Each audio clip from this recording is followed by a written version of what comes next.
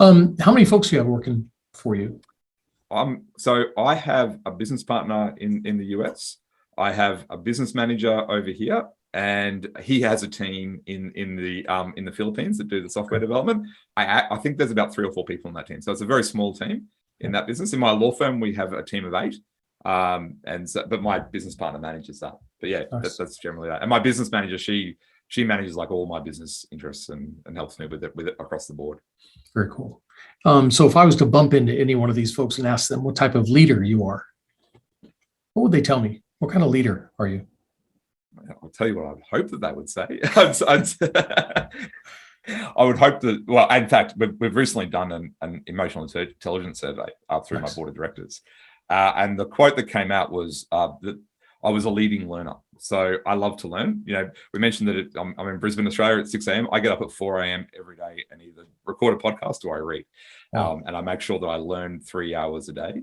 And the feedback that I got was that I lead them in learning and inspire them to learn and to grow better. So I don't know whether they just said that because they wondered whether or not I'd see it, but that's what they said recently. Nice. about the type of leader I am. Oh, that's good. And so the leaders you work with, what do you see them kind of struggling with aside from the law? Are there other things that they're struggling with right now? I think that the big thing for me, and I do work with a lot of leaders. So I run masterminds. I think you said that in the intro. Mm-hmm. They're really, I think a lot of it, they really struggle with their emotional intelligence. It's something that we've seen time and time again. It's why we did the emotional intelligence survey. And, you know, when we get our clients to do it, we do it as well. Yeah. There's been so much stuff that's happened for the last 2 years. Yeah. But that's life, right? Stuff happens all the time, but this has been next level. And people are just struggling with where does it end? And so it's that, I think it's that realizing that that's the case. Like I was just talking to my business manager a couple of days ago, and she was feeling overwhelmed. And we talked about why that happened.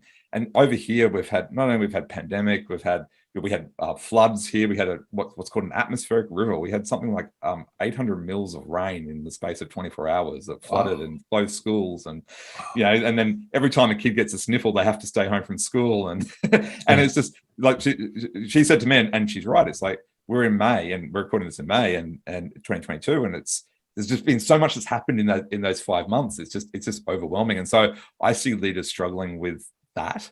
And I think talking about it. And so we sat there and we talked about it for an hour. You know, it wasn't scheduled, but, you know, we needed to because I was feeling the same. And we were able to talk it out. So that's what I'm seeing people struggle with. It's that uncertainty. And you need to embrace that uncertainty is part of life.